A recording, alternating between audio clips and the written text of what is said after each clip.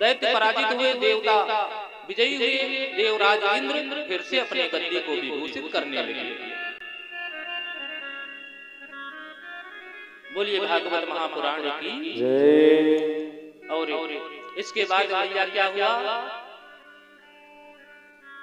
दैत्यों ने अपने गुरु शुक्राचार्य से कहा कि गुरु जी देखो हम तो ठग लिए गए, हम तो ठग लिए गए और देवता हमको मूर्ख बना दिए। दैत्य गुरु शुक्राचार्य ने कहा महाराज बलि आप चिंता ना करें,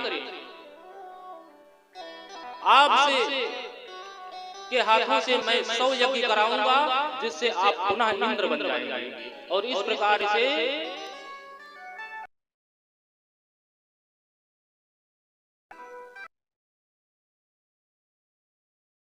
कर लिया राजा बलि ने। 99 यज्ञ महाराज बलि ने पूर्ण किया और समय यज्ञ के लिए उद्यत हुए। देवताओं में खलबली मच गई। देवताओं ने सोचा कि अगर राजा बलि 100 यज्ञ पूरी कर लेंगे तो इंद्र की गद्दी को विभूषित करने लगेंगे। समस्त देवतागण भगवान की शरण में गए। भगवान नारायण ने कहा देवताओं आप चिंता ना करें। और भैया सुंदर भादों का महीना आ गया, सुंदर भादों का महीना आ गया, द्वादशी तिथि आ गया और भगवान नारायण ने कश्यप ऋषि के यहाँ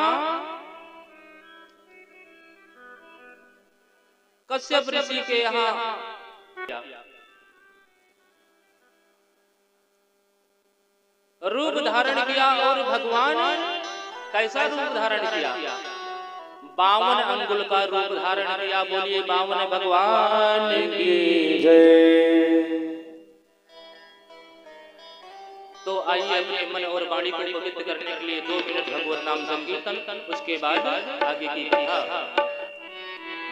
गोविंद जय जय गोपाल जय जय गोविंद जय जय गोपाल जय जय गोविंद जय जय गोपाल जय जय गोविंद जय जय गोपाल जय जय गोविंद जय जय गोपाल हरे हरे गोविंद जय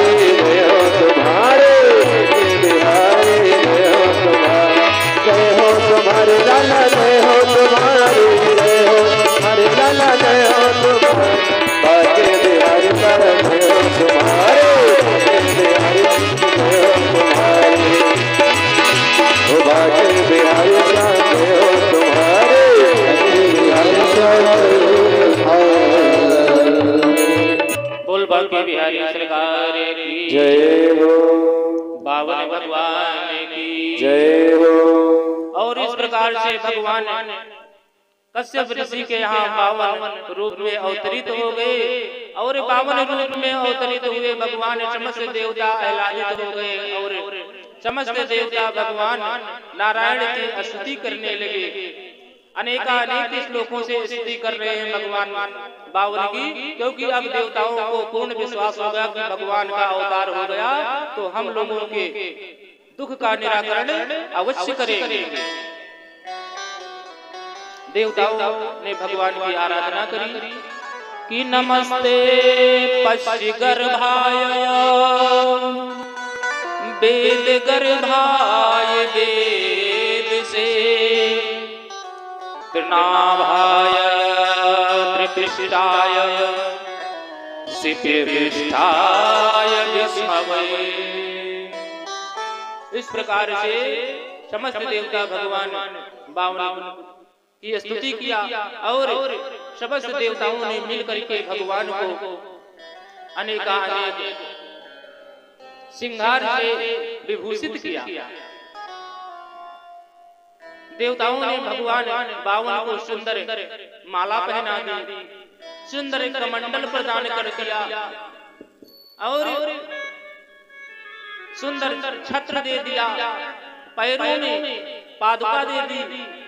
और अब हमारे नन्हे से भगवान भक्तों और देवताओं के कार्य करने के लिए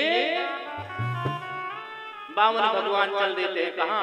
जहाँ पर राजा बलि श्रवण यज्ञ के लिए उद्यत है और हमारे 52 भगवान चले जा रहे हैं। कि हरि पावन का रूप बनाए बलि राजा को छलने आए। हरि पावन का रूप बनाए बलि राजा को छलने आए। हरि पावन का रूप बनाए बलि राजा को छलने।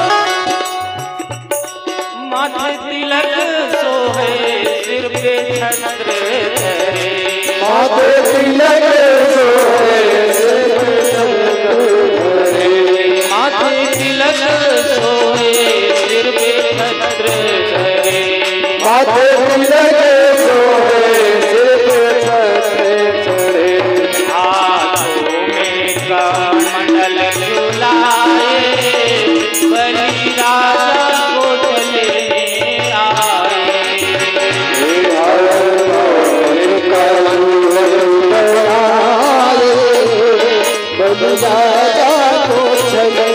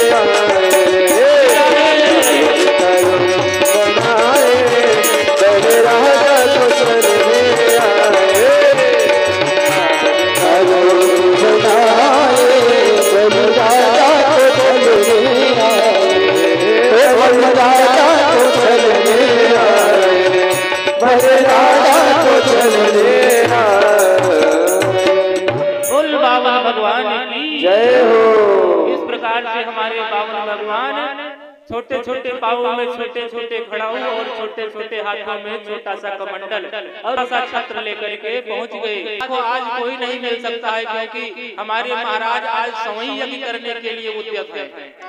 लेकिन जब महाराज बलि को पता चला, बार बार बावन भगवान जब हट करने लगे, महाराज बलि को पता चला, महाराज बलि ने कहा कि जा करके आदर संत बालक को ले आओ, क्योंकि बालक का स्वभाव होता है हठी स्वभाव, और वो भी अगर एक ब्राह्मण का बालक आया है द्वार पर, वो अगर वापस लौट जाए तो हमारे कुल खानदान को धिक्कार है। ये राजा बलि कौन थे आप सब लोग जानते हैं। हिरण्याकश्यपु के पुत्र प्रहलाद, प्रहलाद के पुत्र विरोचन और विरोचन के पुत्र महाराज बलि। बोले हमारे दादा पर दादाओं की कीर्ति कलंकित हो जाएगा, इसलिए प्रेम पूर्वक ले आइए।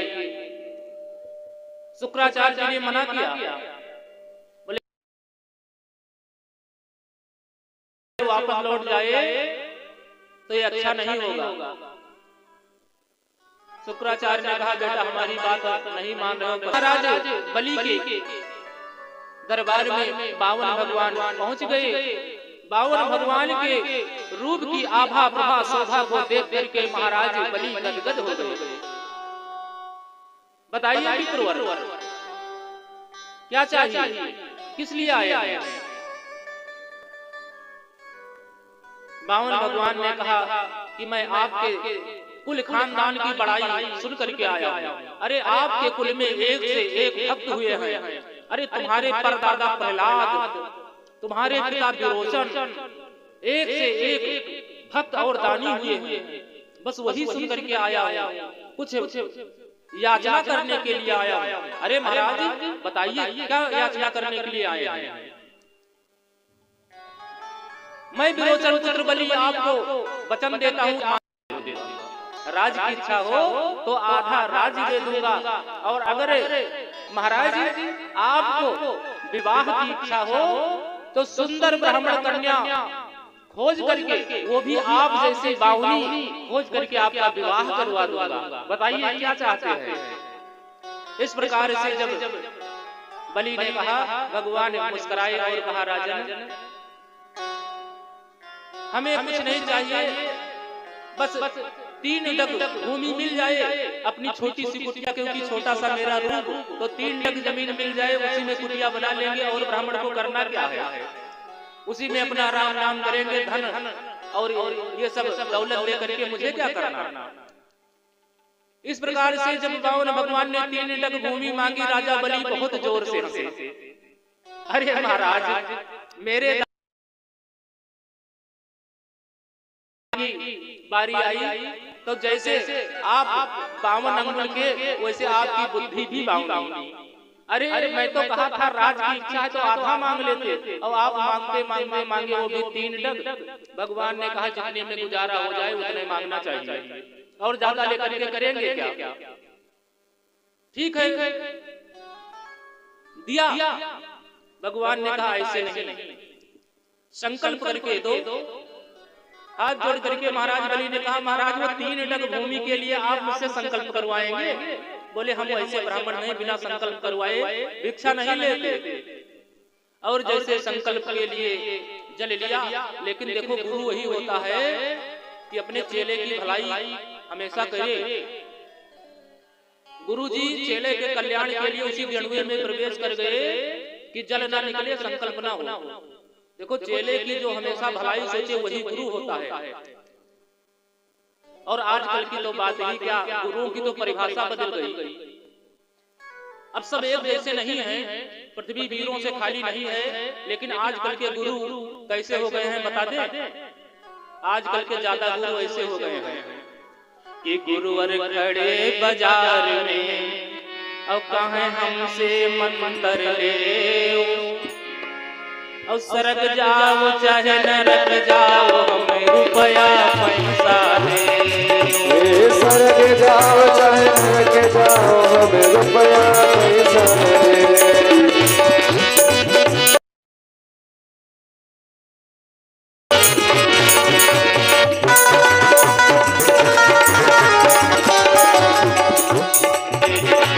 सरक जाओ चाहे नरक जाओ, रुपया पैसा दे। सरक जाओ चाहे नरक जाओ, रुपया पैसा दे।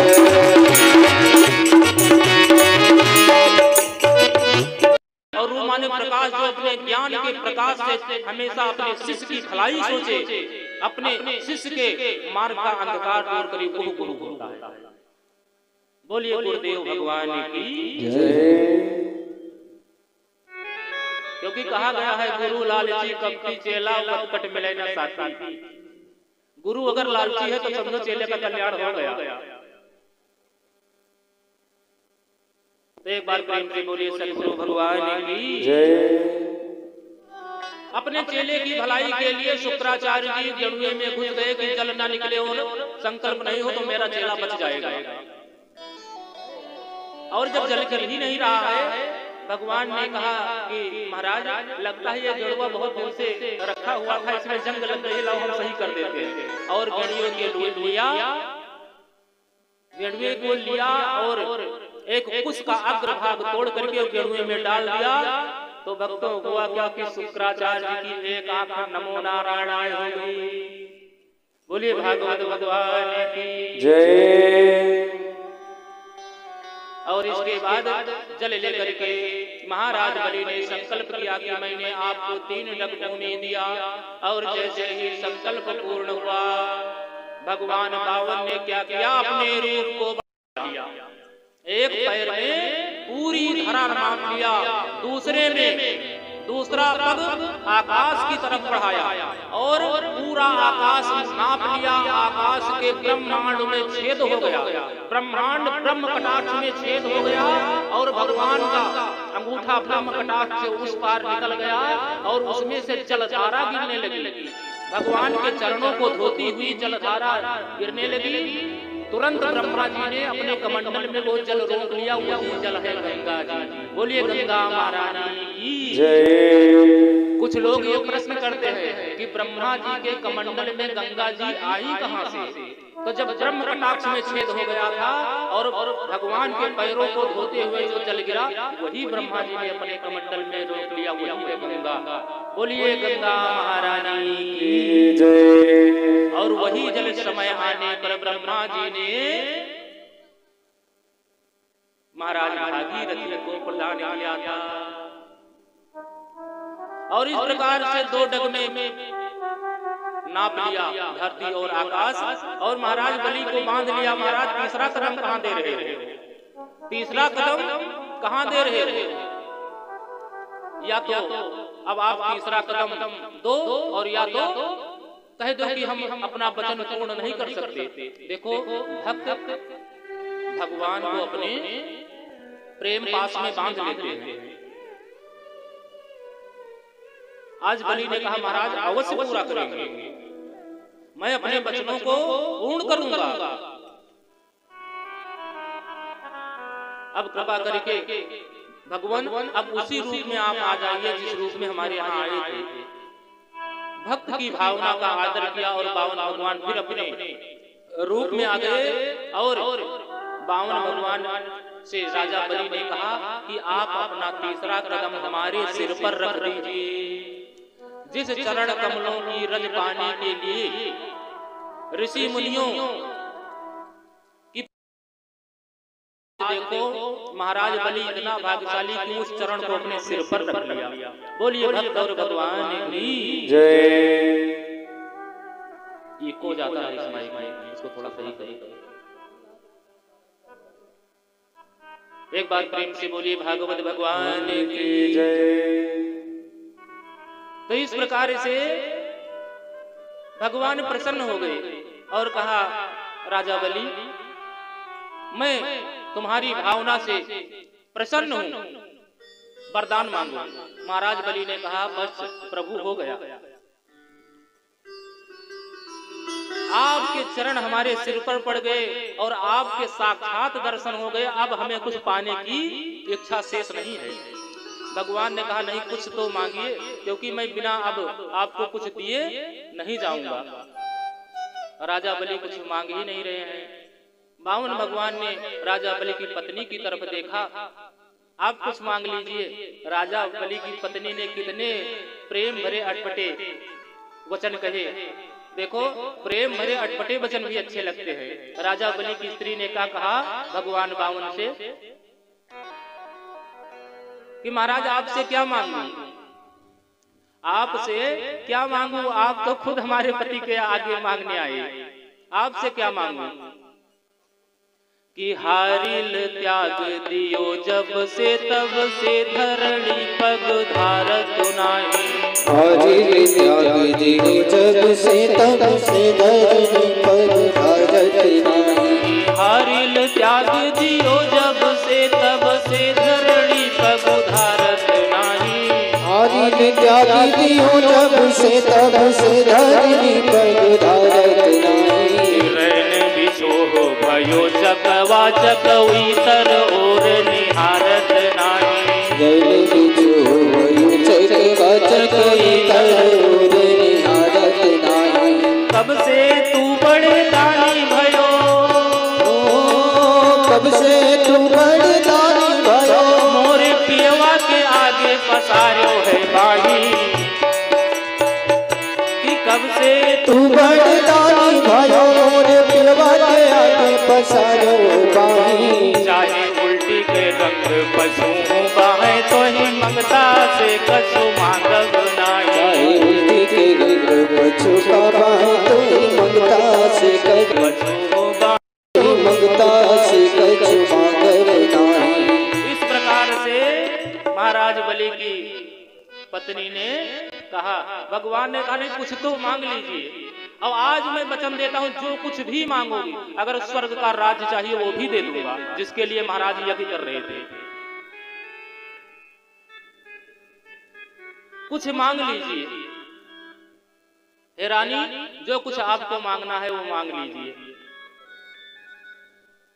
कि चाहे मांग ले, भगवान कहने लगे कि हे रानी चाहे मांग ले राज तिहूपुर के, तीनों लोगों का राज, चाहे मांग ले राज तिहूपुर के, चाहे मांग ले रानी तू सारंग पानी। चाहे मांग ले राज तिहूपुर के, चाहे मांग ले रानी तू सारंग पानी। चाहे मांग ले तू गजबाज सभी, चाहे मांग ले चाहे मांग ले तू गजबाज सभी, चाहे मांग ले तू वैकुंठ निशानी। और बारंबार पुकारत 52 मांगन हो सोई मांग ले रानी। बारंबार पुकारत 52 मांगन होई सो मांग ले रानी। बारंबार पुकारत 52 मांगन हो सोई मांग ले रानी। बारंबार पुकारत 52 मांगन होई सो मांग ले रानी। इस प्रकार से भगवान ने कहा, और जब कुछ भी नहीं मांगा तब भगवान ने कहा मैं बिना दिए नहीं जाऊंगा। तब राजा बलि की पत्नी ने क्या कहा कि महाराज, भगवान प्रसन्न होकर के कहा महाराज बलि मैं आपको पाताल का राजा बनाता हूं, पाताल का राजा बनाता हूं। राजा बलि की स्त्री ने अवसर पा करके कहा महाराज पाताल में पहले से मेरे महल बने हुए हैं, वहां 52 फाटक लगे हैं, तो आपका रूप जो है वो भी 52, हमारे घर में फाटक भी 52, और हम जिधर से निकलूं आप दर्शन देते रहे। तो यही होता है भक्तों कि राजा बलि को छलने गए थे और खुद भगवान छल गए। भक्तों से भगवान बन जाते हैं। बोलिए बांके बिहारी सरकार की जय, बावन भगवान की जय। तो आइए 2 मिनट भगवत नाम संकीर्तन, फिर आगे प्यारी सी कथा कि गोविंद राधे राधे गोपाल राधे, राधे राधे गोपाल राधे,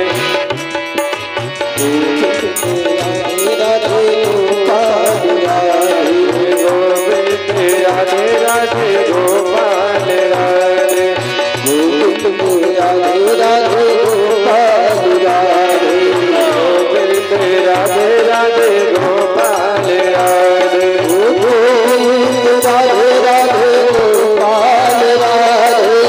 गोविंद राधे राधे गोपाल राधे,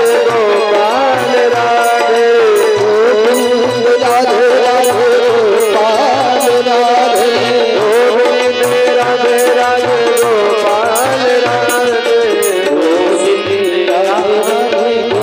राधे गोपाल राधे, गोविंद राधे राधे गोपाल राधे, गोविंद राधे राधे गोपाल राधे, गोविंद राधे राधे गोपाल राधे, गोविंद राधे राधे गोपाल राधे, गोविंद राधे राधे गोपाल राधे।